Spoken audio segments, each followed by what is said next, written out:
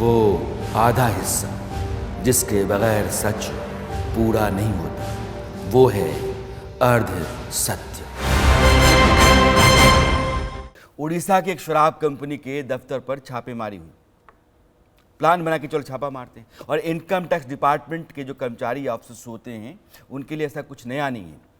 Red करने जाते हैं, इन्फॉर्मेशन मिलती है, जानकारी होती है, रेड करते हैं। कुछ लोगों के बारे में लगता है कि नहीं कुछ गड़बड़ियां हैं तो रेड होती है। तो पूरी तैयारी और लाल लश्कर के साथ आयकर डिपार्टमेंट के अधिकारियों ने शराब कंपनी के दफ्तर पर धावा बोला। छापेमारी की कार्रवाई शुरू हो गई। कागज पत्तर देखे गए, सब कुछ समान तरीके से चल रहा था। लेकिन जैसे ही दफ्तर की अलमारियां और दराजें खुलने लगीं, सामने नोटों के बंडल जब दिखने लगे, 500 के नोट, 200 के नोट और तमाम नोट, गड्डियां भरी की भरी। अलमारियां हाथ लगा दो तो गड्डियां नीचे तक गिर जाएं, ठूसी पड़ी हुई। इतना नोट कि सारा कैश एक साथ देख करके ही आयकर विभाग के अधिकारियों की आंखें चौंधी आ गई। उनको यकीन ही नहीं होता कि इतना नोट कहीं हो सकता है एक ही जगह पर। शराब कंपनी के छोटे से दफ्तर में इतना सारा कैश मिलेगा। इतना ही नहीं, जब नोटों के बंडलों को निकाला जाने लगा, रखने के लिए जगह कम पड़ गई। पहले अधिकारियों ने नोटों को रखने के लिए थैले मंगवाए कि चलो थैले ले आओ। लेकिन कुछ देर बाद उनको ये लग गया कि थैले का मामला है ही नहीं ये। फिर बोरियां मंगवाई कि बोरियां ले आओ। फिर बोरियों में भरा जाने लगा। लेकिन कैश इतना था कि वो ख़त्म हो ही नहीं रहा था। अधिकारी हैरान होते जा रहे थे, परेशान थे। इतने सारे नोटों को गिनने में उनके पसीने छूट रहे थे। नोट गिनने वाली मशीनें जवाब देने लगीं। इतने सारे नोटों का डेटा मेंटेन करना उनके लिए उस समय वहाँ मुश्किल था। नोटों को समेटना, उन्हें वहाँ से लेकर जाना, किसी की समझ में कुछ आ नहीं रहा था कि करें तो क्या करें। नोटों की पहले राउंड की जो गिनती थी वो 150 करोड़ तक पहुंची। किसी तरह काफ़ी मशक्क़त करके वो जो कैश था उसको बोरियों में ठूस ठांस करके ट्रक पर लाद करके और बैंक पहुंचाया गया। तब जाकर के इनकम टैक्स के अधिकारियों और कर्मचारियों को राहत मिली कि भाई अब सुकून है। क्योंकि जब तक वो बाहर खुला पड़ा हुआ है, रिकॉर्ड नहीं है, तब तक तनाव है। 150 करोड़ की काउंटिंग हो गई। कैश पड़ा हुआ है, काउंटिंग चल रही है। कैश 300 करोड़ तक हो सकता है। 300 करोड़ एक साथ। इतना सारा कैश, इतना सारा काला धन, आयकर की चोरी करके इतना सारा पैसा इकट्ठा किया गया। जो पैसा सरकार की तिजोरी में पहुंचना चाहिए, जो इस देश की बेहतरी और विकास में काम आना चाहिए, वो चोरी करके लोगों ने अपनी तिजोरियों में, दराजों में, दीवारों में भर रखी हैं। और यही भ्रष्टाचार है। यही तो सरकार के खजाने में सेंधमारी है, जो देश की अर्थव्यवस्था को दीमक की तरह चाटती है, कमजोर करती है। इसी की बात प्रधानमंत्री नरेंद्र मोदी कहते हैं। भ्रष्टाचार पर इसी तरह की कार्रवाई का जिक्र वे करते रहते हैं। सोचिए, इतना सारा पैसा जो देश के विकास के लिए काम आता, जनता के भले के लिए खर्च किया जाता, वो यहाँ किसी सेठ की, किसी नेता की तिजोरी में पड़ा हुआ है। और वो इसका इस्तेमाल उल्टे सीधे काम में करेगा। काले धन का इस्तेमाल हमेशा गलत काम के लिए किया जाता है। वो कभी भी सही काम में इस्तेमाल नहीं होता है। आपको जानकर हैरानी होगी कि इन पैसों का सीधा कनेक्शन झारखंड से कांग्रेस के राज्यसभा सांसद धीरज साहू से है। नाम याद रखिए, चेहरा सामने है।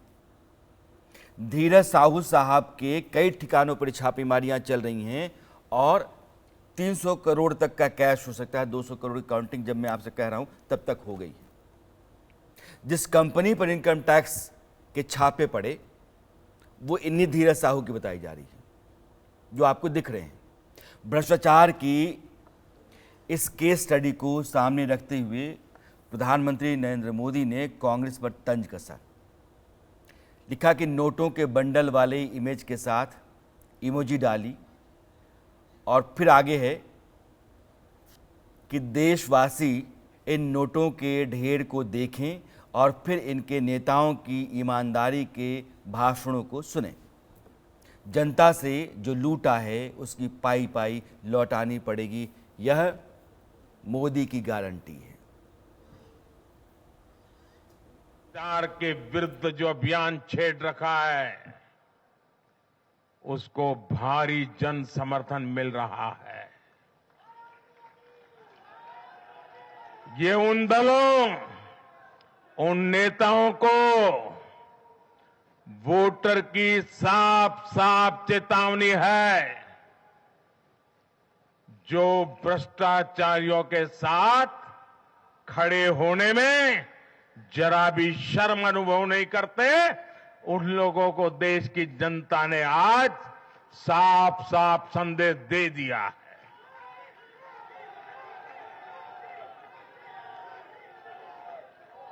और ऐसे लोग जो भांति भांति के तर्कों से भ्रष्टाचारियों को कवच देते हैं, कवर अप करने की कोशिश करते हैं, ऐसे लोग जो भ्रष्टाचार पर कड़ा प्रहार करने वाली जांच एजेंसियों को बदनाम करने में दिन रात जुटे हुए हैं, वे समझ लें ये चुनाव नतीजे भ्रष्टाचार के खिलाफ लड़ाई का भी जन समर्थन है।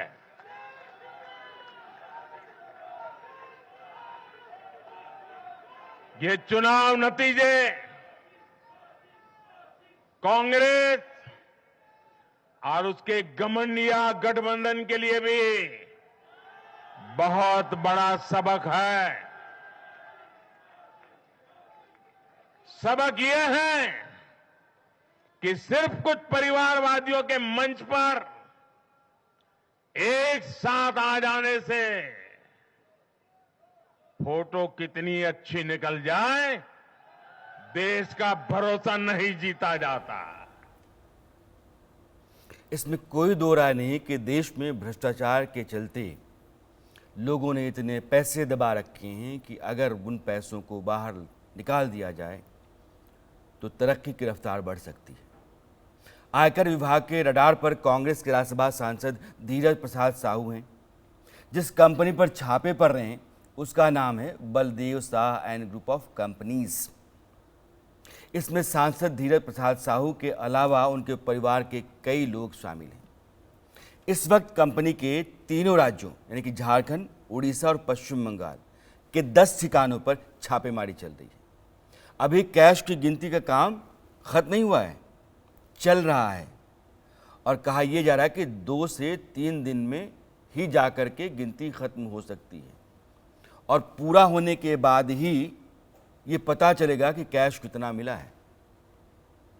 तो अभी तक 200 का आंकड़ा तो पार कर चुका है। अगर 2 दिन और गिना जाएगा तो फिर वो कैश कितना होगा यह आपको तभी पता चलेगा। लेकिन आपको बस इतना पता हो गया कि एक नोटों का अंबार एक आदमी के पास पड़ा हुआ है, 300 करोड़ हो सकता है वो। अतिरिक्त सुरक्षा बलों को वहां तैनात कराया गया है ताकि सिक्योरिटी सेफ्टी बनी रहे। नोटों से भरे सबसे अधिक अलमारी उड़ीसा के बलांगीर से मिली। आयकर विभाग के मुताबिक ये देश में कानूनी तरीके से जब्त की जाने वाली अब तक की सबसे बड़ी रकम है, कैश। अब सवाल ये है कि धीरज प्रसाद साहू कौन है भाई? इनके पास इतना पैसा कैसे कि मशीनें गिनते गिनते 4-5 दिन 6 दिन लगा दें और कई राज्यों में इनका परचम लहरा रहा है, बिहार, झारखंड, पश्चिम बंगाल, उड़ीसा। तो साहू साहब झारखंड से कांग्रेस के राज्यसभा सांसद हैं। तीसरी बार सांसदी मिली है उनको। पहली बार वे जून 2009 के उपचुनाव में राज्यसभा सांसद बने, जुलाई 2010 में दूसरी बार और 2018 में तीसरी बार वे राज्यसभा पहुंचे। अब पहुंचे कैसे होंगे? कोई बड़े व्यक्ति तो है नहीं, सुरखाब का पर लगा नहीं है, बड़े राइटर नहीं है, इंडस्ट्रियलिस्ट नहीं है, थिंकर नहीं है। राज्यसभा में आने के लिए कोई रास्ता तो होना चाहिए। तो रास्ता उन्होंने जो बनाया होगा वो अभी दिख रहा है। संसद की कई समितियों के वो साहब मेंबर रहे हैं। वे चतरा लोकसभा सीट से 2 बार कांग्रेस के टिकट पर चुनाव लड़े लेकिन हारे। फिर राज्यसभा साल 2018 के चुनाव में साहू साहब ने 34 करोड़ की संपत्ति बताई। उन्होंने खुद पर कहा कि 2 करोड़ 36 लाख रुपए मेरे ऊपर कर्ज हैं। 2016-17 के इनकम टैक्स रिटर्न में उन्होंने अपनी आमदनी 1 करोड़ रुपए से अधिक बताई। 40 साल से देशी शराब का जो ठेका है या कारोबार है वो चलाते हैं। इसका मतलब ये है कि आप जितना कुछ कमा रहे हैं गलत तरीके से शराब का धंधा कर रहे हैं और कमाई भी आप छुपाए जा रहे हैं, आप बता ही नहीं रहे। आप कह रहे हैं कि भैया मेरे ऊपर तो कर्जा पड़ा हुआ है, मेरे पास तो पैसे ही नहीं। और जब पैसे ढूंढे जाने लगे तो 300 करोड़, अभी पता नहीं और कहां कहां होंगे। ये तो जहां छापेमारियां हुई हैं, जहां आपने रख रखे हैं, वहां से निकले हैं। अब जब साहू परिवार का काला चिट्ठा सामने आ रहा है, उनके काले खजाने से नोट पर नोट मिल रहे हैं, कांग्रेस पार्टी पर हमले जाहिर है बढ़ गए हैं। पहले से ही भ्रष्टाचार के कई आरोप झेल रही पार्टी के लिए नया चैप्टर खुल गया है, बल्कि नया मोर्चा कहिए। सोशल मीडिया पर बीजेपी के नेता कार्यकर्ता धीरज साहू के साथ राहुल गांधी को भी घेर रहे हैं। राहुल गांधी के साथ धीरज साहू की फोटो वायरल हो रही है। बीजेपी ने कांग्रेस सांसद के ठिकानों पर रेड को बड़ा सियासी मुद्दा बना लिया है। बीजेपी प्रवक्ता गौरव भाटिया ने कहा कि कांग्रेस नेता खुलेआम भ्रष्टाचार की काली कमाई से जेब भर रहे हैं। शराब निर्माता समूह Baldev Sahu and group of companies, इस पर आईटी रेड हुई है, जो कि 3 प्रदेशों में, झारखंड में, ओडिशा में और पश्चिम बंगाल में 10 ठिकानों पर 2 दिन तक चली। जो तथ्य सामने आए हैं ये बड़े ही चिंताजनक हैं। ऐसी 9 अलमारियां हैं, 9 अलमारियां जिसमें करीब 100 करोड़ रुपए की नकदी मिली है। मैं पुनः कहूंगा, 9 अलमारियों में 100 करोड़ रुपए से ज्यादा की नकदी आईटी के छापे में मिली है। और 2 तस्वीरें आपके समक्ष है, ये देखिए। पूरी अलमारी भ्रष्टाचार की काली कमाई से भरकर कांग्रेस के नेता अपनी जेब भर रहे हैं। ये मामला तूल पकड़ेगा, इसमें कोई दो राय नहीं है। कांग्रेस सांसद का उड़ीसा में शराब का बड़ा कारोबार है और धीरज साहू पर टैक्स चोरी का आरोप है। छापेमारी Baldev Sahu and group of companies के साथ उसकी सहयोगी कंपनियों पर भी की जा रही है। सब एक दूसरे से कनेक्टेड बताए जा रहे हैं।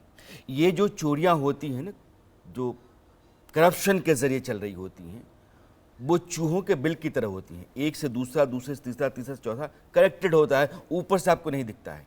लेकिन जब आप पानी डालते हैं तो चूहे पता नहीं कितने बिलों से भागते हैं। और ऐसे ही इस तरह के धंधे होते हैं।